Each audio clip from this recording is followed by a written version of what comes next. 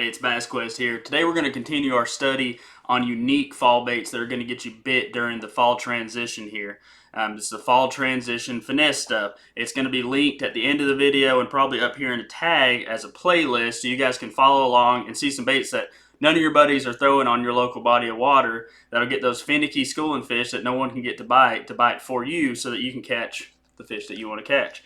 Alright, so going through some of these today.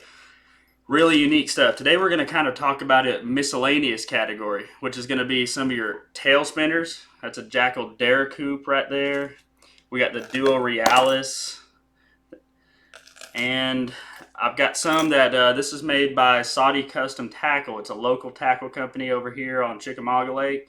And this is kind of your standard old school tail spinner. And what I usually do on this, I don't have any that are adjusted yet, but I'll take this hook off that can slide out of here, and I'll put a split ring and a much nicer hook. You're going to treat these, you can see on the Deracoup, it's already got a good hook on it here. But you're going to treat those fish, you're going to have to kind of keep them coming because you got a lot of weight on the front end of that bait that's going to cause the fish to throw it if you're not careful. So once you get them going, it's kind of like a spoonfish. You want to have decent enough tackle to where you can kind of grind them a little bit and try to keep their head down so that they're not jumping. Alright, so a super unique one here that you're probably not going to see hardly anywhere. Let's see here. We'll pick these up. This is called a dart spin. I don't know if you can see that right there. It's a really cool take on a tail spinner. It's similar to what a lot of guys would call the Dale Hollow rig. You can see I've got one rigged up here with a little straight shake weedless hook. So you can get them with a jig head, like a pre-rig like this, a small one. Or you can get them where you have to rig them yourself, and then they make several sizes, so anywhere from about 2 to 3.5 inches. And it's a really neat bait because it's a Laztec.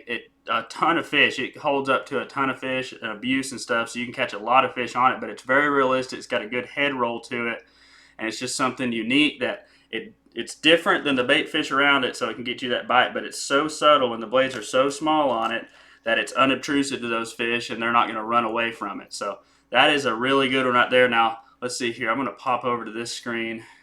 Hog Farmer, Scott over at Hog Farmer has a ton of those dart spins in stock right now. And I know that the guys at Talk and Tackle, they've got the Deracoup, the dart spins. I know Scott's got the Deracoup also, but you guys are really going to be wanting to look at a lot of these smaller tail spinners. Now, this is one that's interesting, so I really want to mention this right here because I've got one right here. This little switch spoon right here. Has anyone used that? That's just a question for you guys. Can someone comment down below? Have you used this thing? I haven't got to play with it yet. Greg over at Talk and Tackle was nice enough yesterday to give me one to look at, and I'm very curious. You can see here with the clip being in the center of the bait, and it's behind the actual weight. The weight's all in the head right there. What the action of that bait's going to look like. So that's really curious to me. We'll see what that little section entails right there. But that's another one. I'm always looking for something like that. Again, we're talking about downsized baits. We're talking about smaller line and getting those bites, generating bites with different actions that the fish haven't seen, different presentations. And that's going to really help you increase your numbers, because in the fall, for me, especially when we're talking about specifically finesse, schooling fish, you're wanting to weed through and get those numbers so that you can get the bigger bites that you want, because it seems like a lot of these schools, there's fish mixed in. So if you can get around them and you can see where the bigger fish are blowing up, there's always a spot that they're coming from. So these fish, they ambush from certain areas on the backs of these flats and just in do-nothing areas. And what's happening is they're going down to one little hard spot. They're going down to a stump, and that's where they're looking up in order to go out and ambush this bait. So where you're actually seeing them schooling is oftentimes not where the fish are sitting. You're looking for those places, you know, it's a deeper grass patch, it's a hard spot, it's a shell bed, it's something there that's going to draw those fish. And if you can find them there, then these little baits here in that mid-depth range can absolutely train wreck them. And what you're also doing is trying to fire up the school, because again, we're talking white bass being mixed in with largemouth, smallmouth, whatever species that you've got there, especially along here. I live in the Tennessee River. This is a lot of stuff that's specific to the southeast. If you got shad lakes and stuff like that, all this is going to be good. Dale Hollow, any of those lakes in that kind of realm, that's what we're looking at here. And these techniques will absolutely slaughter those fish. to get them fired up so that you can start catching them on things that you want to catch them on. All right, so wrapping up here, I'm going to link some of these down below so that y'all can see them too. But another one that I like to get out with a little bit is one of these downsized spy baits right there. That's one from Duo. You can get these around. Again, our local tackle shops around here, we're blessed to have a lot of this kind of fancier stuff. So if you're not in an area that you can get this stuff, I would encourage you to pop on one of these links here and grab what you need, because this is, again, if you can get out here, especially when nobody else is doing it, you can absolutely train wreck fish. You know, you'll talk to your buddy that was out there fishing the same school for 2 hours and he caught 10 fish and you went out there and caught 60. It's literally that big of a difference.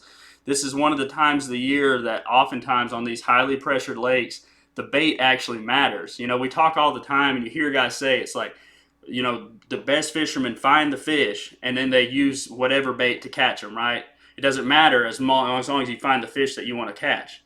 On pressured bodies of water, it's both. You have to be the bait guy, you know, the tackle junkie, and you have to be the guy that understands fish movement, understands what these fish are going to do, and that'll get the job done. So you want to always be learning. You want to always be trying something different. Try to be on that cutting edge so that you can perform at your best when you're out there on the water. And that's what I love to do. Fall is one of my favorite times of year, even during this tough beginning fall transition, to catch fish. But as always, guys, hope you enjoyed the video. Like it, subscribe, share it to your friends. I'm trying to pump out as many of these while I'm stuck in this wheelchair here and recovering back from my fall. And if you look on either side of here, you'll see another video that you can watch. So love you all. Have a good time out on the water. I'll talk to you soon.